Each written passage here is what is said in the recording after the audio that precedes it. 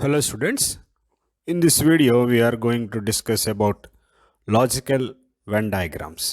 So first of all we will try to learn what are Venn diagrams. Venn diagrams is a method of mathematical representation in which we use rectangular boxes, a rectangular box and the quantities we have to represent. For example, if I take three different quantities like A, B, C, then I will represent them with the help of some circles like this. So there are different combinations and different categories of representing the given question and the sufficient data in the form of Venn diagrams. So that we are going to learn now. So first of all, we'll see what are those. So in the very first category మనం ఏమనుకుంటామంటే మనకి ఇచ్చిన క్వశ్చన్లో 3 different categories or 3 different quantities ఉన్న question ఒకటి అడిగారు అనుకుందాం. దాంట్లో ఫస్ట్ వన్ ఏంటంటే 3 క్వాంటిటీస్ 3 రకాలుగా ఉంటాయి. అంటే 3 ఒకదానికొకటి సంబంధం లేకుండా వేరువేరుగా ఉంటాయి. అట్లాంటి వాటిని మనం క్వశ్చన్లో ఇచ్చినప్పుడు ఎలా రిప్రజెంట్ చేయాలి అంటే, for example doctor, lawyer, D for doctor, L for lawyer and E for engineer అని అనుకుందాం. ఇప్పుడు డాక్టర్ అయిన వాళ్ళు లాయర్స్ అవ్వరు, లాయర్ అయిన వాళ్ళు డాక్టర్ అవ్వరు, డాక్టర్ ఇంజనీర్ అవ్వడు, ఇంజనీర్ డాక్టర్ అవ్వరు అనమాట. So these 3 are different quantities. So అప్పుడు మనం ఏం చెప్తామంటే, ఇక్కడ డాక్టర్ వెన్ డయాగ్రామ్, ఇది lawyer Venn diagram, the last one is engineer Venn diagram. ఇలా మనకి 3 డిఫరెంట్ క్వాంటిటీస్ వస్తే ఇట్లా ఒకదానికొకటి రిలేషన్ లేకుండా దూరం దూరంగా గీస్తాం. సో దీంట్లోనే సెకండ్ కేటగిరీ ఏంటంటే, if one belongs to second and the second belongs to third, మళ్ళీ చెప్తాను, ఒక క్వాంటిటీ రెండో క్వాంటిటీకి సంబంధించింది, రెండోది మూడో దానికి సంబంధిస్తుంది అనమాట. అంటే ఏంటి, ఇక్కడ ఫస్ట్ది సెకండ్ దానికి రిలేట్ అయితే సెకండ్ థర్డ్కి రిలేట్ అవుతుందంటే సెకండ్ దాంట్లో ఫస్ట్ కూడా ఉంది కాబట్టి అది కూడా దానికి రిలేట్ అవుతుంది అనమాట. దీనికి మనం తీసుకునే సింపుల్ ఎగ్జాంపుల్ ఏంటంటే, వాల్ క్లాక్ ఉంటుంది కదా, మనం క్లాక్లో హ్యాండ్స్ చూస్తాం కదా, seconds hand, minutes hand and hours hand. ఇప్పుడు ఈ 3 కూడా ఎక్కడ ఉంటాయంటే ఒకే క్లాక్లో ఉంటాయి. యూజువల్లీ క్లాక్స్ కూడా మనకి ఏ షేప్లో ఉంటాయి, మోస్ట్లీ మనకి సర్క్యులర్ షేప్లోనే ఉంటాయి. సో ఇది అవర్స్ హ్యాండ్ అనుకుందాం, పెద్దది కదా. దానికన్నా చిన్నది ఏంటంటే మినిట్స్ హ్యాండ్, దానికన్నా చిన్నది ఏంటంటే సెకండ్స్ హ్యాండ్. సో ఇవన్నీ ఇంటర్ రిలేటెడ్ కాబట్టి ఒకదాని లోపల ఒకటి గీసాం. ఇది సెకండ్ కేటగిరీ. ఇక థర్డ్ కేటగిరీ వచ్చి 2 ఆర్ డిఫరెంట్ థింగ్స్. మనకి ఇచ్చే 3 క్వాంటిటీస్లో 2 డిఫరెంట్గానే ఉంటాయి, ఒకదానికొకటి సంబంధం ఉండవు, డిఫరెంట్గా ఉంటాయి. కాకపోతే అది మనం చూస్ చేసుకున్న కేటగిరీ మాత్రం ఒకటే అవుతుంది. చెప్తాను మీకు. ఎగ్జాంపుల్, మనం ఒక టేబుల్ తీసుకున్నాం. టేబుల్ని ఏమంటారు, ఫర్నిచర్ అంటారు. మరి చైర్ని ఏమంటారు, చైర్ని కూడా ఫర్నిచరే అంటారు. మరి టేబుల్ చైర్ ఒకటేనా, కాదు. టేబుల్ వేరు, చైర్ వేరు. బట్ ఆ రెండింటిని మనం ఏమంటాం, ఫర్నిచర్ అంటాం. సో ఇట్లాంటి కేటగిరీ వచ్చినప్పుడు మనం యూస్ చేసే వెన్ డయాగ్రామ్ ఇలా ఉంటుంది. సో ఫర్నిచర్, దాంట్లోనే టేబుల్ ఒక ఫర్నిచర్ అండ్ చైర్ అనేది ఒక ఫర్నిచర్. అదే నేను 2 చైర్లు కానీ 2 టేబుల్స్ కానీ వాడాను అనుకోండి, ఈ డయాగ్రామ్ ఎలా ఉండదు, మారిపోతుంది. Similarly will take another one. Fourth condition చూడండి. నేను చెప్పాను కదా మొత్తం మనం ఎన్ని డిస్కస్ చేస్తామంటే 10 కండిషన్స్ డిస్కస్ చేస్తాం. దాంట్లో ఇప్పుడు మనం ఫోర్త్ వన్ చెప్పుకుంటున్నాం. ఫోర్త్ వన్ ఏంటంటే ఉండే 2 క్వాంటిటీస్లో 2 పార్ట్లీ రిలేటెడ్, కొద్దిగా రిలేట్ అయి ఉంటాయి. ఆ 2 కలిపి మూడో దానికి రిలేట్ అయి ఉంటాయి. ఫర్ ఎగ్జాంపుల్ సింపుల్గా మనకి అర్థం కావాలంటే ఫాదర్, బ్రదర్. ఇప్పుడు బ్రదర్ అయిన వాళ్ళు ఫాదర్ అవ్వచ్చు కదా, అలాగే ఫాదర్ అయిన వాళ్ళు బ్రదర్ కూడా అవ్వచ్చు కదా. సో బ్రదర్ అయిన వాళ్ళందరూ ఫాదర్స్ అవ్వాలని లేదు, కానీ ఫాదర్ అయిన వాళ్ళందరూ ఆల్మోస్ట్ ఆల్ బ్రదర్స్ అవుతారు, ఎవరో ఒకరికి అవుతూనే ఉంటారు. సో వీళ్ళిద్దరూ ఎవరంటే మేలా ఫీమేల్సా? వీళ్ళిద్దరూ మేల్స్. అంటే అన్నిటికంటే పెద్ద సర్కిల్లో ఉండేది మనం తీసుకునేది మేల్ అనే కేటగిరీ. సో దాంట్లో అందరూ hour. Every father is not brother, likewise every brother is not father. కొంతమంది ఫాదర్స్ బ్రదర్స్ అవుతారు, కొంతమంది బ్రదర్స్ ఫాదర్స్ కూడా అవుతారు. సో పార్ట్లీ కనెక్టెడ్, కొద్దిగా మంది మాత్రమే. ఈ గ్యాప్ ఉంది చూసారా, ఈ గ్యాప్ మాత్రమే మనకి ఫిల్ అయినట్టు అనమాట. సో ఇట్లాంటి కండిషన్ వచ్చినప్పుడు మనం వెన్ డయాగ్రామ్ ఈ విధంగా గీస్తాం. And fifth one partly related, ఒకదానికొకటి పార్ట్లీ రిలేటెడ్ బట్ ఇండిపెండెంట్గా ఉంటాయి. ఈ కేటగిరీకి మనం తీసుకునే example men, musician and women. ఇప్పుడు చూడండి, మెన్ మ్యూజిషియన్ అవ్వచ్చు, అలాగే ఉమెన్ కూడా మ్యూజిషియన్ అవ్వచ్చు, కానీ ఉమెన్ మ్యాన్ అవ్వదు, అలాగే మ్యాన్ ఉమెన్ అవ్వటం కుదరదు. సో ఇలా చూస్తే మనకి ఈ మూడు కూడా ఇండిపెండెంట్గానే ఉంటాయి. కానీ మరి ఏమేమి రిలేట్ అవుతున్నాయంటే man and musician, similarly women and musician. But ఈ రెండు అయితే అవ్వవు కదా. సో ఆ కేసులో మనం చేసేది ఏంటంటే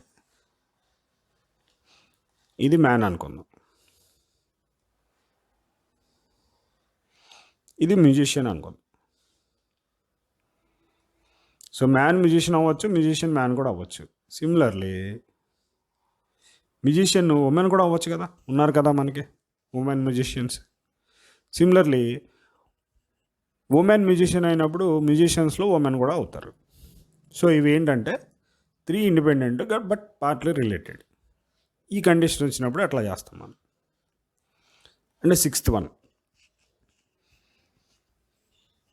partly related to each other. 3 conditions, ముగ్గురు ఒకరికొకరు రిలేట్ అయి ఉంటారు. ఇక్కడ రెండే అయినాయి, ఏవైనా రెండే అయినాయి. మూడిట్లోంచి మనం 2 కండిషన్సే ఇక్కడ రిలేట్ చేసుకోగలిగాం. ఇప్పుడు మనం చెప్పుకోబోయేది ఒకవేళ ఈ థర్డ్ పర్సన్ కూడా కలిస్తే, అంటే ముగ్గురికి ఏదో ఒక రిలేషన్ ఉంటుంది అనమాట. అట్లాంటి ఒక సింపుల్ ఎగ్జాంపుల్ మనం తీసుకుందాం. దానికి స్టూడెంట్స్ ఉంటారు, కాలేజ్ అన్నాక స్టూడెంట్స్, మేలా ఫీమేల్ అనేది మనం ఇక్కడ చెప్పట్లేదు. అంటే ఎగ్జాంపుల్ మీకు క్వశ్చన్ ఇట్లా అడిగారనమాట, స్టూడెంట్,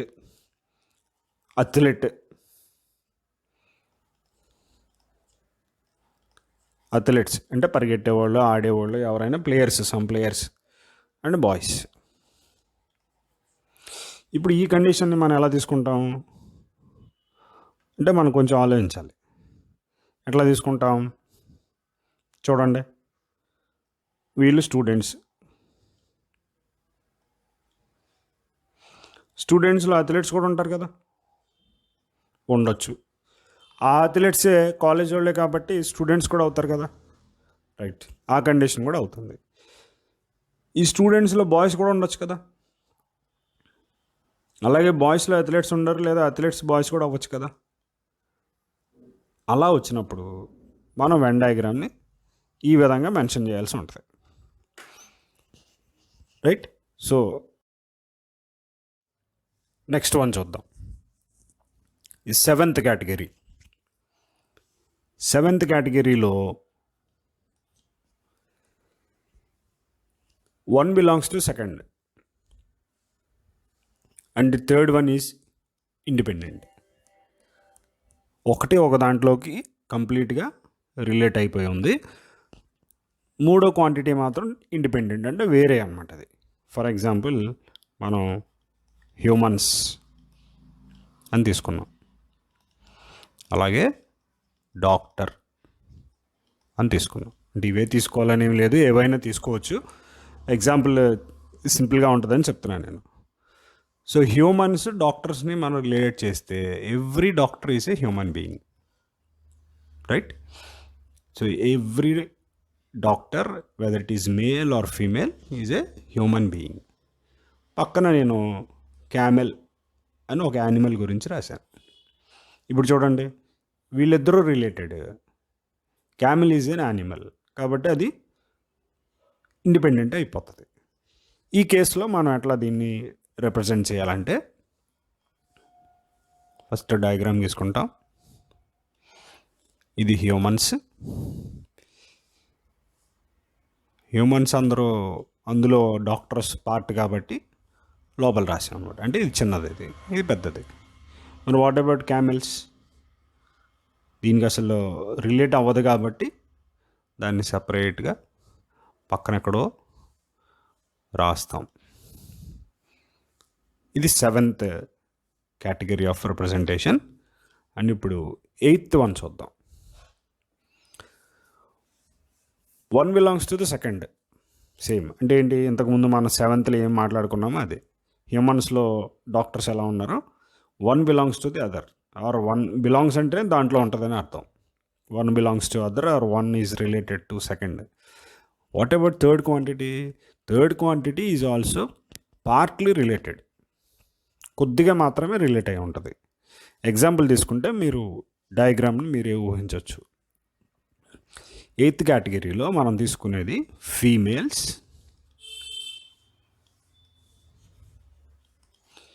మదర్,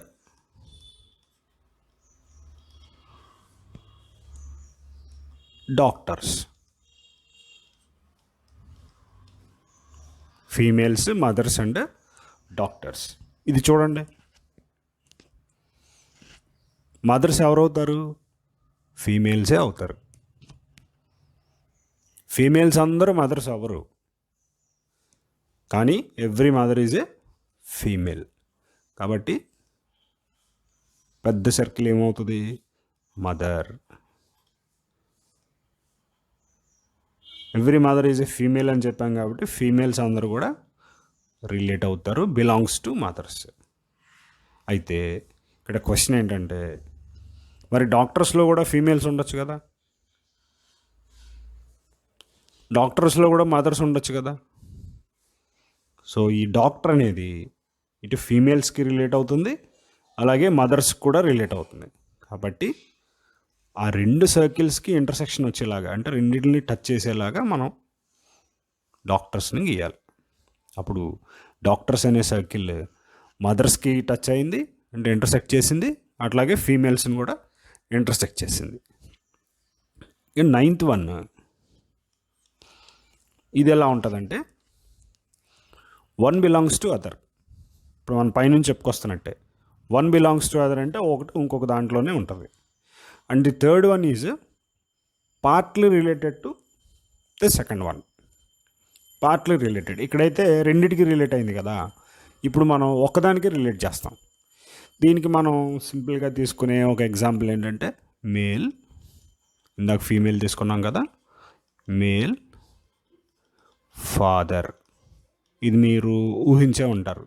మేల్ ఫాదర్ అంటే all fathers are males, but not every male is a father. దీన్ని మనం డయాగ్రామ్గా రిప్రజెంట్ చేస్తే ఫస్ట్ ఇక్కడ ఏమొస్తుంది మనకి, మేల్. మేల్ అనేది పెద్ద సర్కిల్, దాని లోపల వచ్చేది ఏంటి, ఫాదర్ అనే సర్కిల్ వస్తుంది. మరి పక్కన థర్డ్ క్వాంటిటీ మనం ఏం తీసుకున్నామంటే చిల్డ్రన్ అని తీసుకున్నాం. ఏంటి చిల్డ్రన్? చిల్డ్రన్లో మళ్ళీ మనకి బాయ్స్ ఉండొచ్చు, గర్ల్స్ కూడా ఉండొచ్చు. బాయ్స్ పెద్ద అయితే అడల్ట్హుడ్ రాగానే మనం ఏమంటాం వాళ్ళని మేల్ అంటాం. సో వాళ్ళు ఫాదర్స్కి అయితే అవ్వరు కదా, పిల్లలు ఫాదర్స్ అవ్వరు కదా. సో మేల్లో partly they will be related. ఇట్లా చేస్తాం. ఇంకా మనకి లాస్ట్ కేటగిరీ ఉంది, అది దీని నుంచి మనం డెరైవ్ చేసాం. 9th వన్ నుంచే లిటిల్లీ modified, very very లిటిల్లీ modified.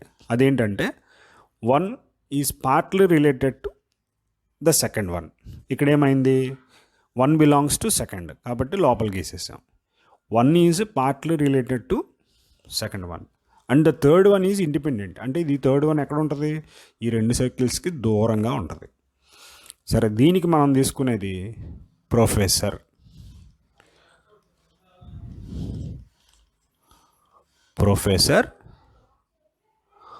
Author అంటే బుక్స్ రాసేవాళ్ళు, అండ్ an యానిమల్. ఏదైనా మన ఇష్టం, ఏదైనా పెట్టుకోవచ్చు.